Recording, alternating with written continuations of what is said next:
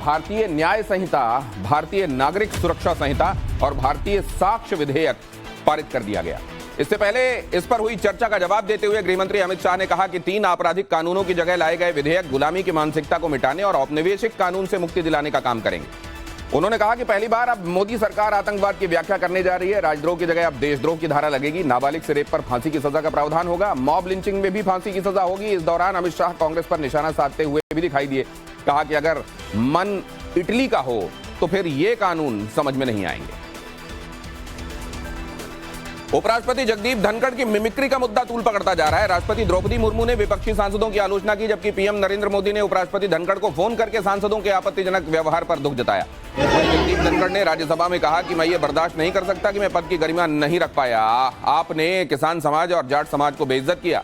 वहीं राहुल गांधी ने वीडियो बनाने के सवाल पर मीडिया को ही सवालों के घेरे में ले लिया। उन्होंने कहा कि हमारे 150 सांसदों को बाहर फेंक दिया गया, लेकिन मीडिया में इस बात की कोई चर्चा नहीं हो रही।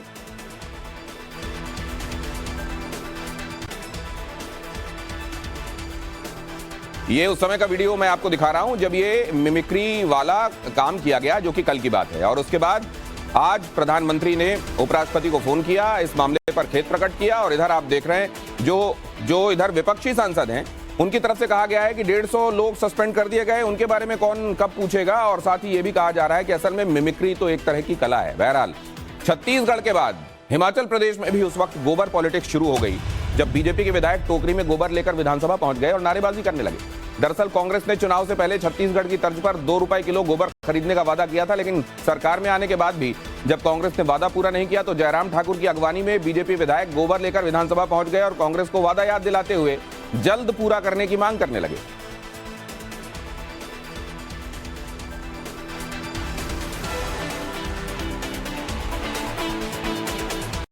और लोकसभा चुनाव के लिए बीजेपी ने टॉप गियर लगा दिया है। प्रधानमंत्री नरेंद्र मोदी ने खास तौर से इसके लिए एक फुल प्रूफ प्लान बना लिया है। क्या है पीएम मोदी का 24 वाला विक्ट्री प्लान, आपके सामने ब्रीफली रखता हूं। यहां आपको बताते हैं कि प्रधानमंत्री नरेंद्र मोदी किस तरीके से खुद प्रचार की कमान संभालने वाले हैं और संसद का शीतकालीन सत्र समाप्त होते ही पीएम राज्यों का दौरा शुरू कर देंगे। पीएम हर राज्य में 2 से 3 दिन जाएंगे। उनके सरकारी दौरों में विकास परियोजनाओं का उद्घाटन और शिलान्यास होगा और बड़ी बड़ी सभाओं का आयोजन भी किया जाएगा। पिछले लोकसभा चुनाव में हारी या कमजोर 160 सीटों पर भारतीय जनता पार्टी का खास फोकस रहने वाला है। इन सीटों पर जनवरी में उम्मीदवारी की घोषणा हो सकती है। बीजेपी अपने सांसदों के प्रदर्शन के बारे में अब जनता से सीधे सवाल कर रही है।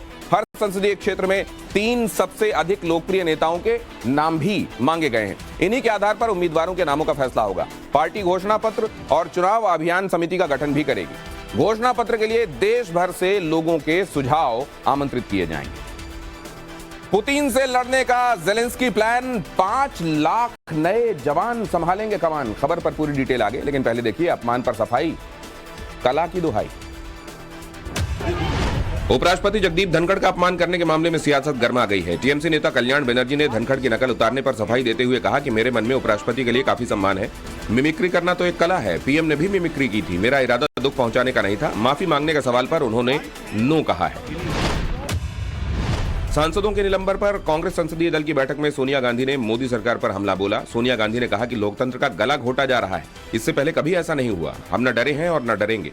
लोकसभा और राज्यसभा से विपक्ष के 141 सांसदों को निलंबित किया गया है। सोनिया गांधी ने बीजेपी पर जवाहरलाल नेहरू को बदनाम करने की कोशिश का आरोप भी लगाया।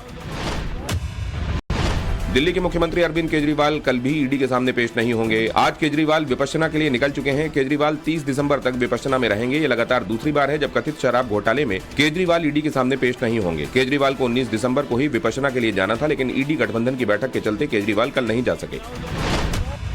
जमीन के बदले नौकरी के मामले में आज लालू फैमिली दिल्ली के राउज एवेन्यू कोर्ट में पेश नहीं हुई। आरोपियों ने अदालत से पेशी में छूट मांगी थी, जिसे अदालत ने स्वीकार करते हुए सुनवाई 6 जनवरी तक टाल दी। इस मामले में लालू, राबड़ी और तेजस्वी समेत 17 आरोपियों के खिलाफ आरोप तय होने हैं। सीबीआई का आरोप है कि लालू जब रेल मंत्री थे तो नौकरी देने के नाम पर घोटाला हुआ। नौकरी लगवाने के बदले आवेदकों से जमीन और प्लॉट लिए गए।